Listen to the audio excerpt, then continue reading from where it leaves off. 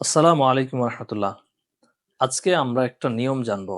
সেটা হলো যে কোরআনুল কারিমের অনেক জায়গায় রয়েছে ইয়া আবাতি ইন্নী রাআইতু আহাদা আশারা কাওকাবান।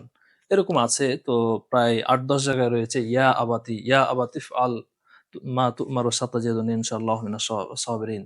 তো এরকম কোরআনুল কারিমে অনেক জায়গায় রয়েছে ইয়া আবাতি রয়েছে। তো আমাদের জানার বিষয় হলো যে যেখানে ইয়া আবাতি কিভাবে হলো? আবার অর্থ করি কি যে ইয়া আবাতি ইন্নী রাআইতু আহাদা আশারা কাওকাবান। হে আমার পিতা, নিশ্চয় আমি। হে আমার পিতা। তো আমার পিতা অর্থ করছি। তো আমার পিতা, হে আমার পিতা যদি আমরা আরবি করি তাহলে আমরা লিখি যে আবি। ইয়া আবি মানে হলো হে আমার পিতা।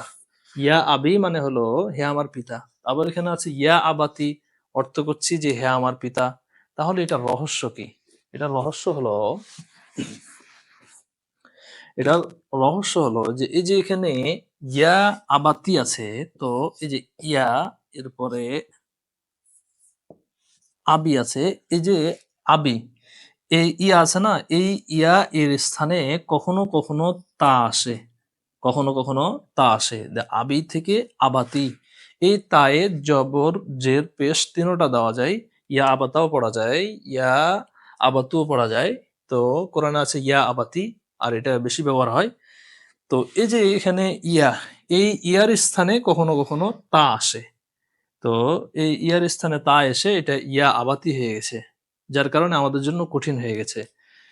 মূলত এটা ইয়া আবি ছিল। ওই আবির যে ইয়া মোতাকাল্লেম, ওই ইয়া মোতাকাল্লেমের স্থানে তাকে দিয়ে দেওয়া হয়েছে, তা রাখা হয়েছে, দিয়ে ইয়া আবাতি হয়েছে।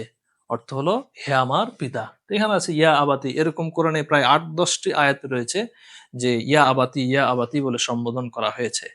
তো এটা অর্থ হবে যে হে আমার পিতা, ইন্নী নিশ্চয় আমি রাআইতু আহাদা আশারা কাওকাবান, আমি ১১টি তারকা দেখেছি। এটা ইউসুফ আলাইহিসসালাম বলেছিলেন তার পিতা ইয়াকুব আলাইহিসসালামকে। তো এরকম কোরআনুল কারিমে অনেক জায়গায় রয়েছে। ওখানেও একই নিয়ম সব জায়গায়, যে ইয়া মুতাকাল্লিম কে হযফ করে ওখানে তা রাখা হয়েছে। তো ইয়া আবাতি, ইয়া উম্মতিও হতে পারে। এরকম ভাবে পরিবর্তন হতে পারে। তো আজকের মতো এখানে শেষ করছি। আসসালামু আলাইকুম ওয়া রাহমাতুল্লাহি ওয়া বারাকাতুহু।